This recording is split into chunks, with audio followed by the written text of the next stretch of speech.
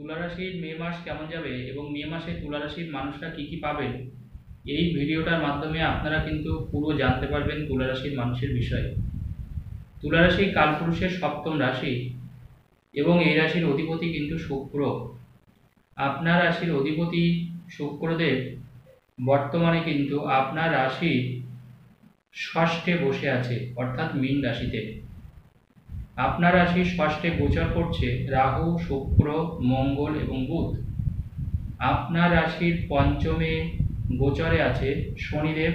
আপনার রাশির সপ্তমে গোচরে আছে বর্তমানে রবি এবং দেবগুরু বৃহস্পতি। এবং আপনার রাশির দ্বাদশ স্থানে গোচর করছে কেতু। এবার এই বৃহস্পতি কিন্তু মে মাস থেকে কিন্তু বৃষ রাশিতে গোচর করবে, অর্থাৎ আপনার রাশির অষ্টমে প্রবেশ করবে। এমতাবস্থায় তুলা রাশির মানুষরা কি কি পাবেন, তাদের ভাগ্যের জায়গাটায় কোন কোন জায়গায় পরিবর্তন আসবে, তার জন্য অবশ্যই শেষ পর্যন্ত ভিডিওটা দেখবেন। যদি ভিডিও ভালো লাগে অবশ্যই চ্যানেলটা সাবস্ক্রাইব করবেন। তুলা রাশি এমন একটা রাশি, জানবেন তুলা রাশিকে বলা হয় বায়ু রাশি এবং তুলা রাশিকে বলা হয় সততার রাশি। তুলা রাশিকে বলা হয় রাজদণ্ডের রাশি। কেন বলা হয়? কারণ তুলা রাশিতে শনিদেব তুঙ্গস্থ হয়। শনিদেবের অত্যন্ত প্রিয় রাশি কিন্তু তুলা রাশি। এবং এই রাশির মানুষরা কিন্তু বিচারে নির্ভুল বিচার করতে পারে, সঠিক বিচার করতে পারে, অর্থাৎ প্রত্যেকটা মানুষকে তারা আগে থাকতে জানবেন, পর্যবেক্ষণ করতে পারে, অর্থাৎ কোন মানুষ ঠিক কোন মানুষ ভুল, এটা কিন্তু তুলা রাশির মানুষরা কিন্তু আগে থেকে এই ক্ষমতা কিন্তু তুলা রাশির মানুষদের মধ্যে থাকে, এই বিচারের ক্ষমতাটা। তুলা রাশির মানুষরা অত্যন্ত পরিশ্রমবান, অত্যন্ত কর্মঠ হন এবং তুলা রাশির মানুষরা কিন্তু সবসময় কিন্তু কাজের প্রতি বিশ্বাস রাখেন, অর্থাৎ কাজ করলে ভালো ফল পাবো, খারাপ কাজ করলে খারাপ ফল পাবো, এই তত্ত্বে কিন্তু তুলা রাশির মানুষরা বিশ্বাস করেন। বর্তমানে দেখা যাচ্ছে যে আপনার রাশির পঞ্চমপতি পঞ্চমে গোচর করছে, অর্থাৎ শনিদেব আপনার চতুর্থপতি এবং পঞ্চমপতি, সে পঞ্চমে বসে আছে।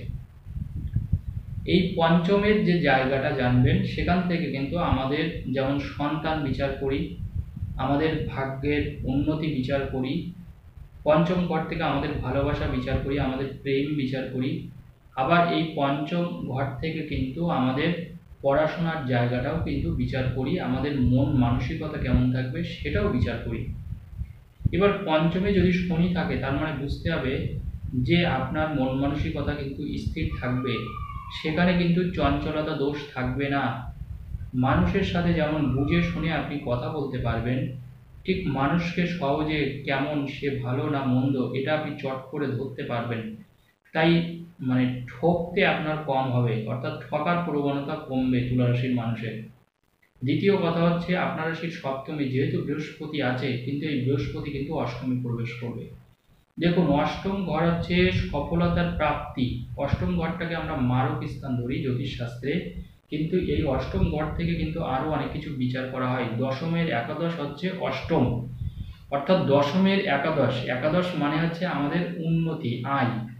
তাহলে দেখুন, দশম মানে হচ্ছে কর্ম। তাহলে কর্ম থেকে আপনি কি পাবেন, কতটা পাবেন। দেখুন, আমরা কর্ম তো প্রত্যেকে করি, কিন্তু সত্যি কথা বলতে কর্ম করলে কি আমরা সেই জিনিসটা পাই?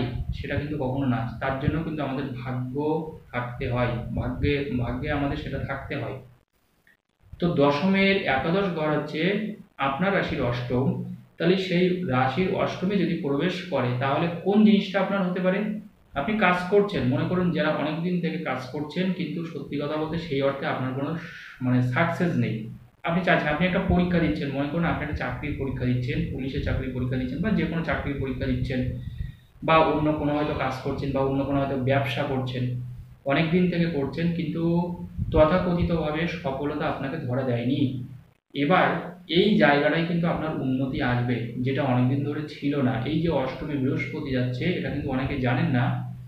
অষ্টম কিন্তু দশমের একাদশ, অর্থাৎ যে আপনি যদি সত্যিকারের কাজ করেন, এবার আপনার ভাগ্য যদি খারাপ থাকে তাহলে অনেক সময় সেই জায়গাটা পান না, কিন্তু এবার আপনি পাবেন, কারণ বৃহস্পতি সেখানে ঢুকছে অষ্টমে।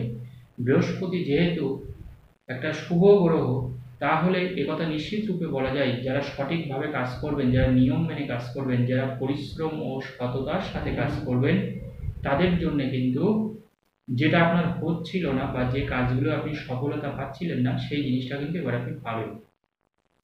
আরও আরেকটা কথা, এই সময় কিন্তু তুলা রাশির ক্ষেত্রে মনে রাখতে হবে, আপনার সপ্তমে কিন্তু রবিদেব তুঙ্গস্থ আছে। এই মুহূর্তে কিন্তু আপনার ব্যবসা বাণিজ্য অত্যন্ত ভালো হবে। আপনার ব্যবসায় আপনি ইনভেস্ট বাড়াতে পারেন, সেই ক্ষেত্রেও আপনি লাভবান হবেন। দেখবেন এখন ব্যবসায় কিন্তু আপনি প্রচুর লাভ করছেন।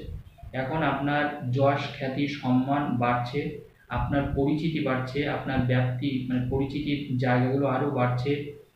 যারা বড় বড় পেশার সাথে যুক্ত, কারণ রবিদেব তো বড় পেশাকে নির্দেশ করে, যারা বড় কোনো সরকারি চাকরি করছেন বা আমলার চাকরি করছেন বা কোনো বড় রাজনীতিবিদ বা বড় খেলোয়াড় বা বড় কোনো পেশাদারী অভিনেতা, তাদের কিন্তু এখন নাম যশ খ্যাতি এগুলো বাড়বে, তুলারাশির ক্ষেত্রে বলছি। এবং তুলারাশির অনেক মানুষ আছেন যারা বিচারের সাথে হয়তো যুক্ত বা কোনো উকিল ওকালতি পেশার সাথে যুক্ত, তাদেরও কিন্তু এই সময় কিন্তু বাড়বে, নাম যশ খ্যাতি বাড়বে। আপনি যে কাজটা করবেন সেটা কিন্তু আপনার ভালো হবে, কারণ সপ্তমে রবিদেব তুঙ্গস্থ। এই কাজটা অত্যন্ত সুচারুতার সাথে আপনি কাজটা করতে পারবেন। আপনার রাশির ষষ্ঠে যেহেতু অঙ্গারক যোগ আছে, এখন মঙ্গল এবং রাহু বসে আছে, সেই ক্ষেত্রে একথা বলা যায় যে এখন কিন্তু কিছু শত্রুও কিন্তু আপনার পিছনে লাগবে, কারণ ষষ্ঠে অঙ্গারক যোগ থাকলে জানবেন শত্রুর সংখ্যা বাড়ে। আপনি মানে শত্রুতা করছেন না, আপনি চাইছেন না শত্রুতা, বা কারোর সাথেও আপনি নেই, কারোর পিছনেও নেই, কারোর সামনেও নেই, তারপরেও আপনার পিছনে লাগছে, আপনার ক্ষতি করার চেষ্টা করছে, কিন্তু আলটিমেটলি তারা মানে সেই কাজে সক্ষম হবে না বা আপনার কোনো কিছু করতে পারবে না, কিন্তু কিছুটা হলেও আপনাকে টেনশন দিতে পারে। গাড়ি ঘোড়া থেকে এখন সাবধান থাকবেন, যানবাহন থেকে সাবধান থাকবেন। নিজে যারা ড্রাইভ করেন বা নিজে যারা গাড়ি চালান, তারা যথেষ্ট আস্তে ধীরে সুস্থে গাড়ি চালালে ভালো হবে তুলারাশির ক্ষেত্রে। আর একটা গুরুত্বপূর্ণ জিনিস তুলারাশির মানুষের, সেটা হচ্ছে চেষ্টা করবেন এই সময় যতটা সম্ভব নিজে গাড়ি না চালানো, অন্যকে দিয়ে গাড়ি চালানোটা আপনার জন্য কিন্তু ভালো, সুইটেবল। আগুন থেকে সাবধানে থাকবেন এই মুহূর্তে তুলারাশির মানুষরা। এবং আর একটা কথা হচ্ছে, হার্ট ওরিয়েন্টেড কিন্তু কোনো সমস্যা আসতে পারে, যারা বয়স্ক মানুষ আছেন তুলারাশির ক্ষেত্রে হার্ট ওরিয়েন্টেড কোনো সমস্যা আসতে পারে, সেই জায়গাটাও কিন্তু আপনাকে খেয়াল রাখতে হবে। দ্বাদশে যেহেতু কেতু আছে, হার্ট ওরিয়েন্টেড সমস্যা কিন্তু আপনাকে এই সময় বাড়িয়ে দেবে। আর অষ্টমে যেহেতু বৃহস্পতি ঢুকছে, মে মাস থেকে মানে 1 বছর থাকবে, তাই আপনাকে মানে যেসবগুলো মানে কোনো গুপ্ত বিদ্যা গুপ্ত ধন, এইগুলো কিন্তু তুলারাশির মানুষরা পেতে পারেন। অতীতের কোনো অর্থ বা অতীতের কোনো টাকা, বা আপনি কোনো মানুষকে হয়তো ধার দিয়েছেন, সে হয়তো দিচ্ছে না, মানে আপনি হয়তো ভেবেছেন টাকাটা হয়তো আপনি পাবেনই না, সেই সব কোনো অর্থ কিন্তু এই সময় আপনি পেতে পারেন। মানে যে অর্থটা আপনি কখনো আশা করেননি, সেই ধরনের কোনো অর্থ এই সময় আপনি পেতে পারেন তুলারাশির মানুষরা। ধন্যবাদ।